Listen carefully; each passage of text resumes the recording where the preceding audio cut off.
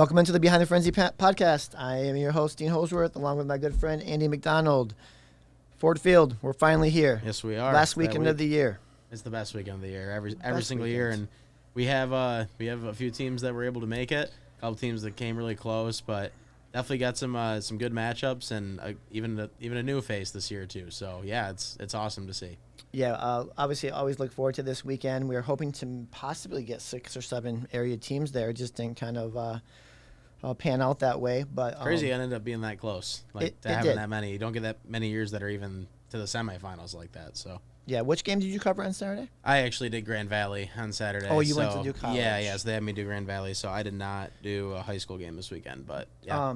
Did we get perfect weather then? Yes. So I can confirm at least here in Grand Rapids we didn't get any rain.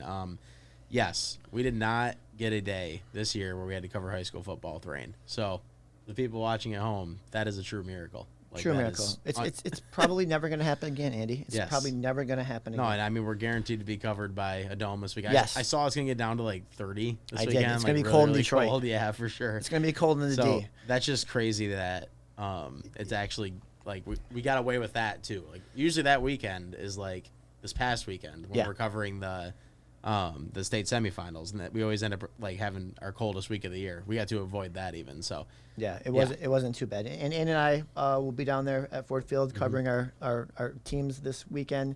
Laney Gerber will be there as well.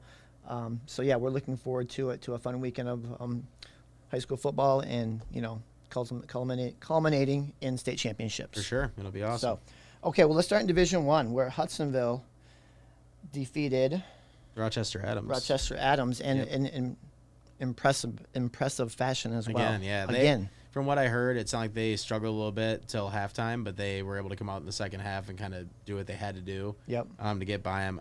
I mean, only allowing 7 points says it all. Their last 2 weeks now, they've allowed 13 total points.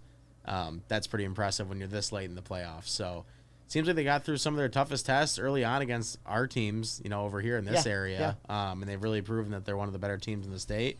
But when you got Detroit Cass Tech, that's going to be for Hudsonville, this is like newer territory. This is a tough test. I mean, Cass Tech is a team that you hear about every year.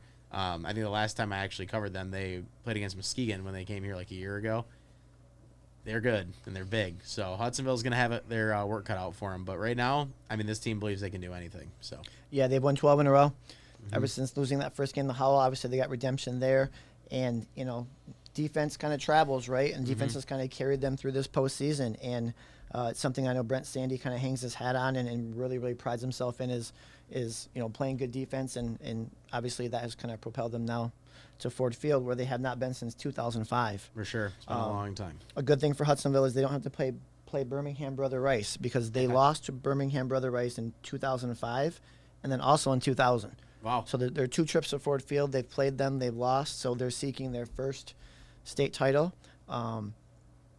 Did you feel like Hudsonville had the ability to kind of make the run that they have? I mean, at this point, yes. When they got to the playoffs, it felt like it was almost likely, I guess. Early in the season, it was kind of like, I don't really know. When they beat Rockford, I felt like I know Rockford ended up having not the season we thought they were going to have either, but still that win just felt big for them. Hudsonville really hasn't had to look back since then. You go back, I forget exactly. I think it was in the district finals when they played against Granville. Oh, yeah. That game, it was like, okay, can they make it all the way to the state championship, with how they kind of had to come back at the end and everything else. But we also talked about how that game could be big for them down the road when it comes to like being ready for these games. They're ready for these games. I think it helps them in close games in the future. Luckily for them, neither one of these games really had to be too close. But if they're going to beat Cass Tech, I wouldn't expect it to be a blowout that we've seen in the past couple of weeks. Like, it's going to be a close game. They're going to have to not make mistakes. They're going to have to play as clean as they have played. And when I saw them play against Howell, like I said to you that week, it was one of the cleaner performances I've seen from any high school team I've covered so far this year. Yeah. So if they can manage to do that and not turn the ball over, that's gonna play very well for them. So it's gonna be key to not turn it over, I think. Yeah, lots of talent for Hudsonville on both sides of the ball. Griff Baker, senior quarterback. Brady Van Lake is obviously one of the key players, kind of thing. But yeah, Cass Tech, like, if you always listen to like college football games, right? Like, I went to Cass Tech, so they have athletes, several athletes each year that go on to big time college programs. Sure. And even the NFL probably, I think, a couple kites from kids from Cass Yeah, Tech. no, for sure. You know what I'm saying? They have plenty. So that game will be the final game of the state finals on Saturday night at 7:00. So we're definitely looking forward to that one. Division II, Byron Center. They had no problem getting revenge against East Lansing. I kind of talked about that motivation factor, right? And I think this team, ever since beating Mona Shores, has just been kind of on a mission. No doubt. To get there for the very, very first time.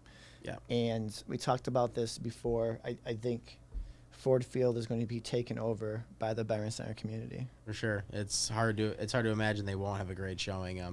All the way through the playoffs they have, and whenever you go to a home game there, it's not hard to feel the presence. Like, their fan base shows out. There's not a seat open in that section. It's always been fun to watch them. But I just think this team in general is just a lot of fun to watch. They really have played like a motivated bunch from last year, and they feel like maybe they could have made it further. Yep. And this year they've proved that they can.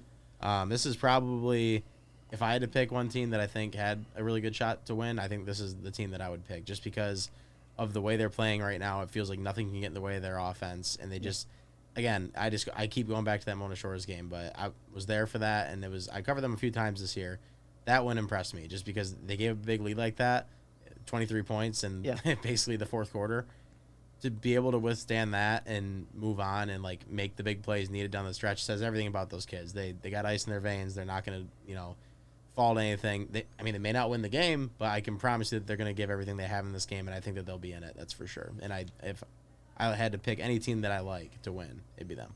Yeah, Landon Tungate with 6 touchdowns, which is a very rare feat. A bunch of short rushing touchdowns, but. Last couple of games have not really been in doubt. Byron Center has kind of used their will and just kind of dominated teams. Yeah, no doubt. For me, with Byron Center, just personal connection for me, right? Like, a lot of my very good friends, kids are seniors on that football team. Mm-hmm. My longtime friend Andy Kitchen, his son Ben Kitchen's an offensive lineman. Brian Stubblefield, his son Nolan Stubblefield's on that team. TJ Conrad, another good friend of mine. Landon Tungate is on that team. Eli Farrell, I've known him for years. Isaac Lee, like, there's just a lot of personal connections I have with these kids, and I'm really looking forward to seeing what they can do. TJ actually sent me a text right after the game, and I believe this. Like, they've all played together for so long, right? This senior class, and I think 3rd and 4th grade, he was kind of texting me saying, I kind of felt like this class could be special when they became seniors. And it's obviously, come to fruition with this senior group. And you and I talked to them before the season, right? And I remember that day. We talked to Isaac, we talked to Landon, and just, you could tell, like, hey, they're super disappointed about their junior year. Yeah. And they're going to go out and do whatever they can to, win it this year. For sure. And never been there. This is going to be their first trip, so I'm sure there's going to be lots of nerve, like lots of excitement. Yes, no doubt. Right? So don't know if that will play a factor, or Orchard Lake St. Mary's. That'll probably be the toughest thing for them. They've been able to get out there and get in front in all these games, but the nerves are different when you play in an NFL stadium. Like, that's completely different.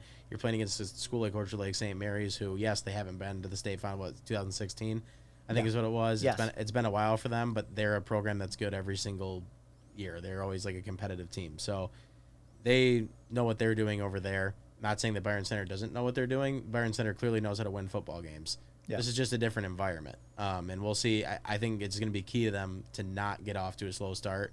Not that I want to give away their game plan or anything, because I don't know anything. But the one thing I really liked about what they did against Mona Shores is just they went up top a lot on first down, or like things to kind of throw off a defense to where it was like, oh, they didn't expect that, and they got scores out of it.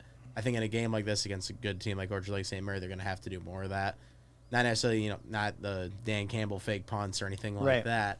I just think they need to make some play calls that are, a little bit riskier, because I think that's how you win games like this. So. Yeah, Mark Sisko has done just a tremendous job with his program through the years, right? And I think he's a finalist for Detroit Lions Coach of the Year. Wow. I just found out. So he deserves it. Just done a great job with this group, and I'm really hoping that they can, finish it off and go out there and play the way they've been playing and kind of just cap a tremendous season. No, for sure. To have a community like that they have behind them, following them all the way through, I feel really good for Mark to be able to get this team over the hump into this position. I mean, their hockey program, they've been competitive going to the state finals like every year, and they weren't even a thing recently. So it just seems like Byron Center has really been becoming more and more of a thing on the map when it comes to high school sports. So it's awesome to see him get a payoff like this and go to the state finals. Yeah, and their boys soccer team just advanced to the state championship game and lost. I kind of did a story on them during their postseason run. So yeah, then like you said, the hockey team won a state championship last year. So yeah, Byron Center, this group, this class, these classes, they've really started to show out. Yeah, no doubt. Okay, so yeah, Byron Center is playing the last game on Friday. And one last thing about Orchard St. Mary's, 3-6 last year, 5-6 the year before that. So they've had a couple down years. And, For sure, and that's different. They've obviously played well this year, and made it to where they're at, and their road is not easy. The teams they have to play against on their way here is not easy. So they're a battle-tested team. Yep. They're definitely going to be ready as well. So. Yep. Okay, let's go to Division III, where apologies to the Zeeland West community. If you listened to us last week, you probably didn't get the feeling like we were picking them, and probably maybe we weren't a little bit, just because of what DeWitt has done to other teams all season. Yeah. Just scoring an incredible amount of points and dominating every team, and we knew it was going to be a tough. Our question was, test could Zeeland West defense hold DeWitt's offense in check? Yeah, and they held them to 20 points. I mean, 20 points, yeah. I mean, coming off 70 points, they have all the momentum in the world, and you're able to do that and then score 32 yourself to get the win. Yep. I mean, yeah, I wasn't picking them. I'm not going to lie about it. I didn't think that they'd be able to get the job done, but they did, and now they're here. So awesome for them. Great story. They've been good all year. And, again, when teams run into that offense from Zeeland West, I mean, this is just a true testament to it. Yes. It really can throw things off for even some of the best programs in the state. So, yeah, Zeeland West is able to get the job done. That's awesome for them. Yep. They have a game. They will play Martin Luther King. Yep. Martin Luther King. They've been there before. Yep. 10-3. Obviously, they've had great matchups with Muskegon in the past, and like you said, just always kind of have been there.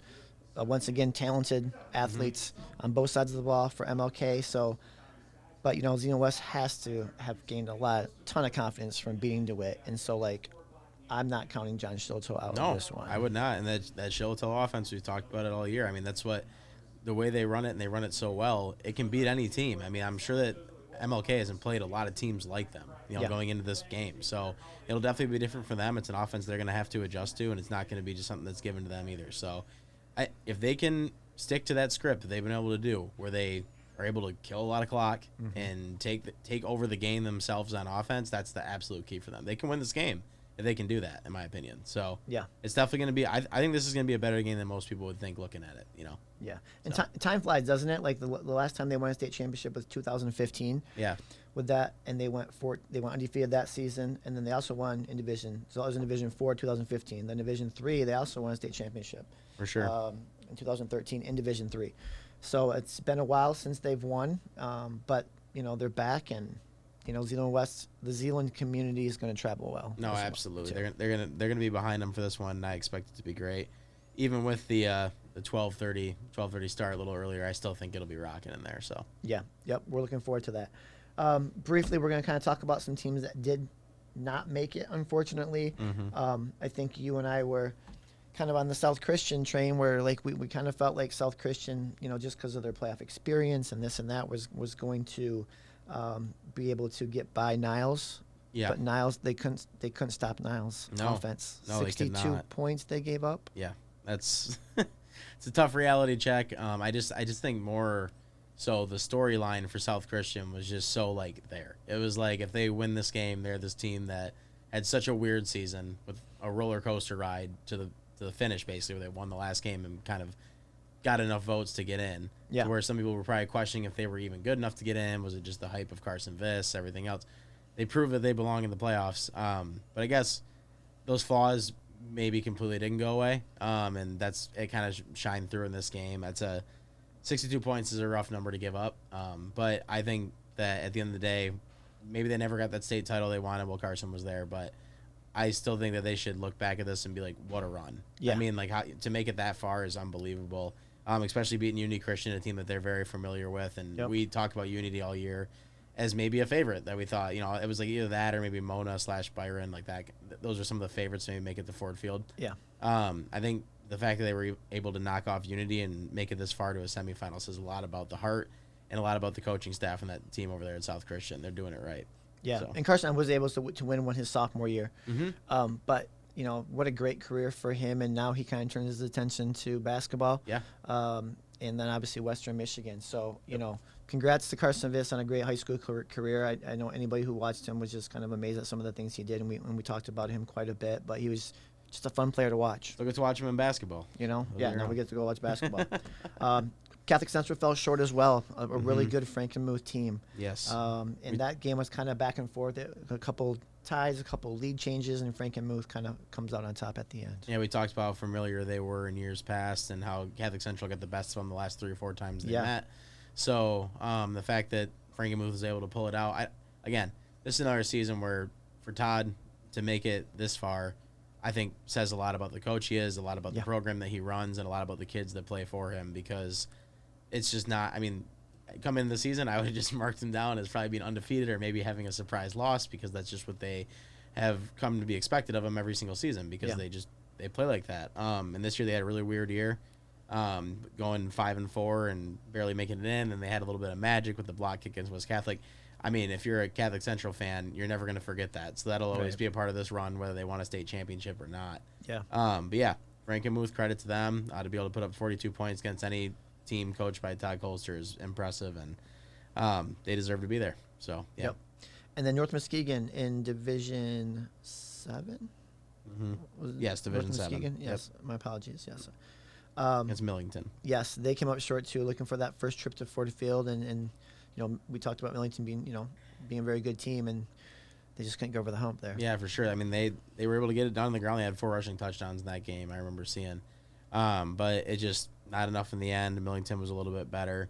But the ride that North Muskegon went on this year, again, is a pretty good one as well. We talked about it multiple times, losing a quarterback to Muskegon. Yep. Obviously, that is that probably put them down a little bit, but they were able to find a way to still have a great season and make it to the state semifinals. I think this is a lot about the way that program's being run over there. Yeah. Every year you can expect them to be good, I think, at this point.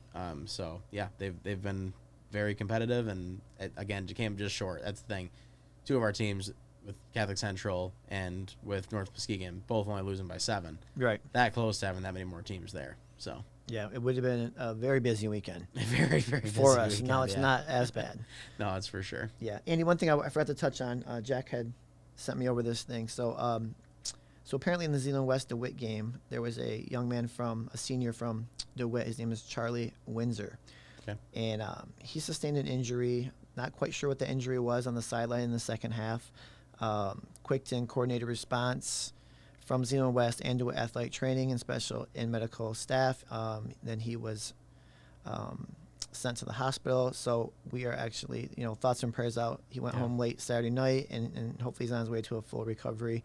But yeah, we just want to send our thoughts and prayers out to him, and obviously Zeeland West community has been great in doing the same thing, and they extended their heartfelt gratitude. DeWitt did for the overwhelming support from the Zeeland West community. Yeah, it may not be the NFL, but even at this level, this game is still vicious and scary at times. So when you're that close on the sideline, you see it. It's still a very, very fast game even at this level. So yeah, anytime you see an injury like that, you want to put your thoughts out there, and our thoughts are definitely with them. Yep, definitely. Well, that will be it for this week. Andy and I are going to do one more show next week, kind of wrapping up our sights and sounds from the state finals and what we saw and experienced, and obviously kind of a recap of the 3 teams competing for us in our area. It's been fun. It's been so much fun doing this. I've heard lots of positive responses from people throughout the season, and so that's been good, and something we're hoping to do going forward.